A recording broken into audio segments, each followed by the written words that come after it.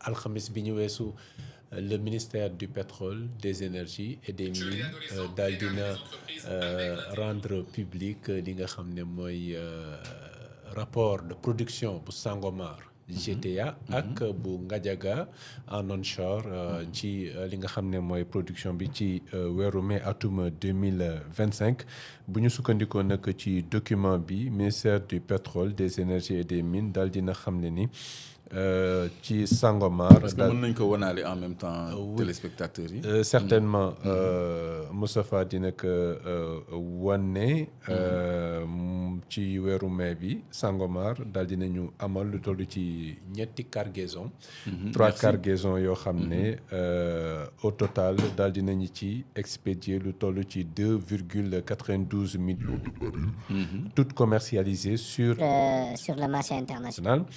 lu jëm ci GTA aussi chargement wu deuxième cargaison bi daal dinañu ko finaliser le 15 mai bi ñu weesu. volume ba mu ngi toll ci 168 426 mètres cubes soit 3,83 millions de MMBTU. lu jëm ci champ bu Ngadiaga moom daal dina produire lu toll ci 548 078 normomètres cubes de gaz naturel boo xam ne ñu ngi ko commercialiser ci premier trimestre de 2025.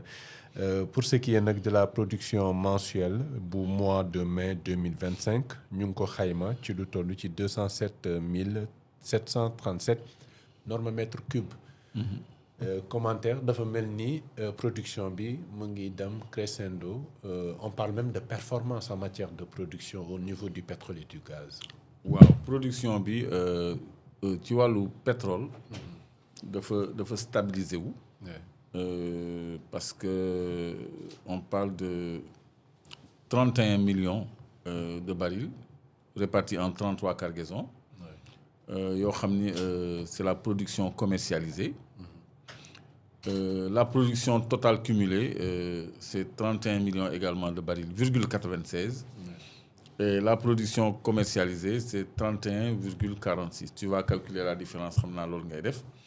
Donc ça veut dire que quasiment toute la production a été commercialisée. Loolu mooy premier jàngat bi ñuy jàngat.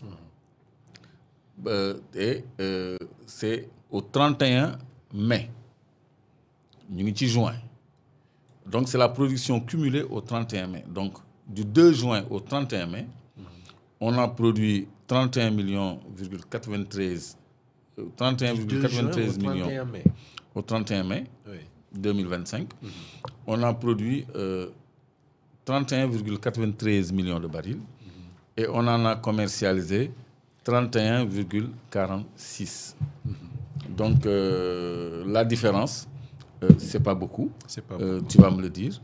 Donc ça veut dire que presque toute la production a été commercialisée. Léegi loolu, je crois que je vais changer un peu le fil de ton émission. Ça nous amène à nous interroger sur nos réelles capacités de bénéficier de notre pétrole en matière de produits dérivés et en matière de retombées. C'est-à-dire ndax ñun mën nañu raffiner suñu pétrole. Loolu débat la boo xam ne je crois que wax nga ma ni SAR indi na ci benn tontu. Parce que SAR dafa investir ay milliards ci benn programme bu tudd AKTBS. C'est assez long. Accroissement des capacités de la SAR pour le traitement du brut de Sangomar, c'est ça AKTBS. ñu def ci ay milliards yu bëri. ñu ni woon ñu danañu mën a raffiner suñu pétrole bi yëpp. Donc induiroon nañ ci sax en erreur ay autorités yu ci communiquer dans ce sens. Donc ñëpp xam nañ ni réceptionné nañu 640 000 barils de pétrole pour traitement. Et xamal nga ma ni rapport de traitement boobu tamit génn na. Donc suñ ko mënee jàngat aussi ce serait une première réponse à cette interrogation. Mais li ñu constaté mooy la ñu produire yëpp daanaka dañ koy jaay. kon amul lenn luñ ci soppi pour mu impacter suñu consommation du 2 juin au 31 mai. 2 juin 2024 au 31 mai 2025. kon tey jii bu ñuy wax waxu benn cargaison de 640 000 barils bu fekk bu SAR traité te ñun xamuñu lan mooy rapport de traitement bi. Je crois que on doit s'interroger ci lan la Sénégal di xaar pour mën a liggéey pétrole am pour mën ko jëriñu parce que 100 000 barils jour bëriwul ci pays producteur de pétrole mais boo ko transformé génnee ci sa essence génnee ci sa gasoil génnee ci sa fuel génnee ci sa kérosène mooy carburant avion génnee ci say lubrifiant ay huile génnee ci sa gaz domestique génnee ci dérivé yooyu yëpp y compris nafta bi nga xam ne dañ koy utiliser sax ci engrais bi transformation phosphate bi en engrais loolu boo ko defee ci la lay impacter positivement mais nag débat boobu je crois que ñun duñu tàyyi di ko teg ci table bi ba bañ ci teg ay jéego parce que ba léegi tegaguñu ay jéego pour jëm ci deuxième raffinerie bi nga xam ne dañu soxla minimum 2 at ak genn wàll pour tabax ko te amagum nañu ñu ngi dugg suñu ñaareeli at de gouvernance d'alternance te ba léegi première pierre u raffinerie kenn waxagul lu ci jëm. Parenthèse, la visite du Premier ministre en Chine. Est-ce que mënul ubbi ay opportunités dans ce sens-là? mën na ubbi ay opportunités gannaaw visite bu président de la République il y a quelques mois. xam nga ay opportunités dans ce sens-là. dafa ubbeeku woon ba pare. parce que président de la République. bu muy doog a jël nguur gi je crois que pendant les 3-4 premiers mois de sa gouvernance dem na Chine ba benn société volontaire. construire ñu benn raffinerie boo xam ne moom moo koy financé. ba noppi moom moo koy construire. en dehors de Dakar donc dans le département de Foundiougne. loolu on avait applaudi ici des 2 mains. yaakaaroon ne balaa muy yàgg danañu jublu ci liggéey bi. donc lii ko tardeel du doy na waar daal mais du njëriñu Sénégal. ñu am ay retard d'investissement ci ay domaines yu stratégique. yéen a ngi gis suñu gaz bi lan la ñuy layalee ni mënuñu cee jot laay wax. parce que réseau gazier bi pareegul maanaam tuyau gaz yi nga xam ne moo war a yóbbu gaz bi fépp fu ñu ko soxlaa Sénégal ci centrale Sénélec yi ci usines yeeg yooyu tuyau yooyu nee nañu pareegul parce que benn programme la boo xam ne nee nañu fii ak 2 at ci kanam encore lay pare donc dañuy xaar fii ak 2 at ci kanam pour mën a jot ci suñu gaz. en attendant waa Malaisie ñu nekk ba Malaisie ñu ngi jot ci gazu Ndar mais waa Cap de Biche fii waa Bel-Air ak ñun ñi mënuñu jot ci gazu Ndar donc ñu ngi jéggaani gaz pour jox ko centralu Bel-Air mais li ñu am ci gaz ñun ñu ngi koy yóbbu fu sore fu mel ni Malaisie layalee ko rek ne tuyau gaz yi moo pareegul baatu gazoduc laay éviter parce que dafa am benn programme bu tudd réseau gazier du Sénégal moom moo war a liggéey loolu te dañoo tardé ci seen liggéey léegi lu tax ma ni lay parce que bateau bi yóbbu 168 000 mètres cubes yooyu Malaisie mën na ko yóbbu fii port Dakar parce que fii port Dakar lay jaar ñun jaaroon nañu géej ñu wax ñu loolu témoin oculaire bi maanaam ki ñu yóbbu géej gis na 2 bateau yu lang ñu approvisionné bii ba noppi bële doog a dem kon tey jii war nañu mën a jëlee suñu gaz Ndar par ay méthaniers ñoo jox ko effet sérieux bateau bi nga xam ne day regasifier da koy soppiwaat gaz bu nekkee ndox lay indi gaz à l'état liquide mu soppiwaat ko gaz donc infrastructure yooyu mu ngi fi kon prétexte la rek ne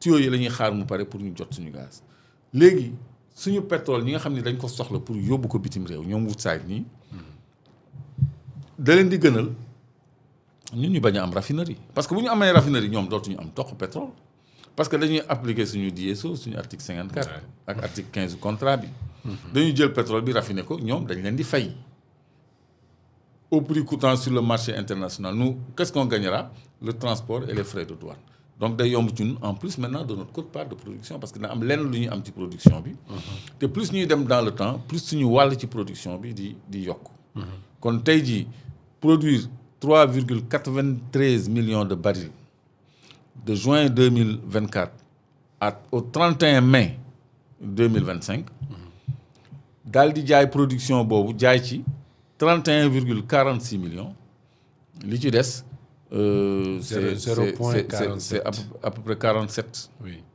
0,47 maanaam 470 millions de barils moo ci des donc SAR 470 000 470 000 plutôt oui. 470 000 barils pardon kon SAR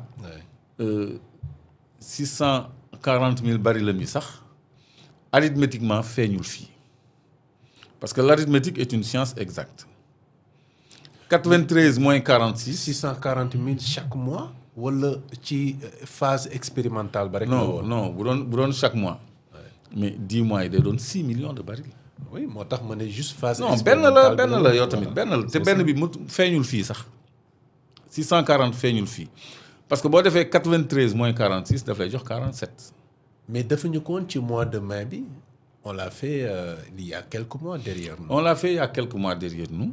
Mais bu fekkoon ni chaque plus de 6 mois. bu fekkoon ni chaque mois ñu jël cargaison. kon heure bi ñu ngi ci ay millions de barils yoo xam ni traité nañ ko. léegi nag bu fekkee ni yow da nga produire je me réjouis de la transparence de la publication des rapports de production. lii moom vraiment ça nous permet d'avoir une bonne lecture bu fekkee ni da nga produire 31,93 millions. jaay 31,46 il te reste 0,47 n'est-ce pas 0,47 mooy 470 000 barils donc 470 000 barils c'est inférieur déjà on est en arithmétique à 640 000 barils donc il y a une explication à donner ici donc su fekkoon ni 2 fois 640 000 barils la on était à plus d'1 million de barils su fekkoon ni 5 fois 640 000 barils la on serait à plus de 3 millions de barils donc on est à une différence entre les quantités produites et les quantités vendues. On est à une différence de 470 000 barils. Donc, il faut bien que nous sachions où on a trouvé nos 640 000 barils déjà et qu'est-ce que ça nous a rapporté et pourquoi on s'en est tenu là. Parce que li ko jiitu woon mooy un débat sur les capacités réelles de la SAR, l'aptitude réelle de la SAR de raffiner notre type de pétrole. Et vous vous souvenez du discours du ministre Birame Souleye Diop bi ni woon pour ñu raffiner suñu pétrole dafay cher parce que dañuy jënd ay intrants yoo xam ni day cher ba noppi foog ñu renforcer blindage bi pour mën a tenir en compte le taux de soufre. parce que soufre bi dafa bëri ci suñu pétrole te soufre explosif la. je vous préviens soufre te mu bëri suñu pétrole c'est aussi explosif que le nitrate d'ammonium le soufre. mooy bi yàqoon le port du Liban. du Liban. donc loolu aussi il faut que ñu am une raffinerie aux normes de notre pétrole bañ a bricoler bañ a perdre temps. On est en train selon moi de perdre énormément de temps et énormément d'opportunités de développement. parce que fi mu nekk nii dañu am ay opportunités de développement. mais ngal la nañ ko saisir nañu bàyyi jaay bi. mais pendant que ñuy jaay au moins ñu poser première pierre raffinerie wut ay bateau yu jëlee gaz bi GTA di ko indil centrale yi Bel-Air Cap de Biche nu mu tuddati bateau Turquie fi nekk Casamance aussi c'est la am na géej Kayar Mboro am na centrale mën nañ ko approvisionner Saint-Louis c'est la côte am na centrale mën nañ ko approvisionner en attendant maintenant réseau gazier bi ñu continuer di ko liggéey raffinerie bi ñu continuer di ko liggéey léegi mën naa comprendre ñun ñuy jaay suñu pétrole yëpp parce que mënuñu ko raffiner mais ci wet gi ñu sumb benn centrale boo xam ni mooy raffiner ji ëllëg suñu pétrole pour ñu am essence bu yomb am gasoil bu yomb am kérosène bu yomb te yooyu yëpp dañ koy importer bitim réew parce que tey rek laa gis benn kilifa moomu yónnee benn article benn vidéo bu gàtt ci tubaab bu naan dëkk bu mel ni Congo dañuy jaay seen pétrole yëpp ba noppi ñi nga xam ne ñoom la ñu jaay seen pétrole ñoom ñoo leen di wóolubati di leen jaay essence di leen jaay gasoil di leen jaay huile moteur di leen jaay carburant di leen jaay yooyu yëpp alors que ñoom ils ont le pétrole brut ils le vendent à l'état brut et ils importent les produits finis parce que mënuñu may Afrique mu raffiner pétrole am kooku c'est une politique des blancs bañ ñun ñu raffiner suñu pétrole bañ ñun ñu am autonomie énergétique bañ ñun ñu am ay industrie parce que loolu yëpp bu ñu ko amee Afrique day développé te nee nañu le développement de l'Afrique n'arrange pas l'Occident. kon ñun ñoo war a xam loolu ba noppi fipp jëm ci suñu souveraineté énergétique. jëm ci suñu transformation ressources naturelles. et suñu ay ressources agricoles. donc loolu je crois que mooy yoon bi ñu war a jël. pour am souveraineté.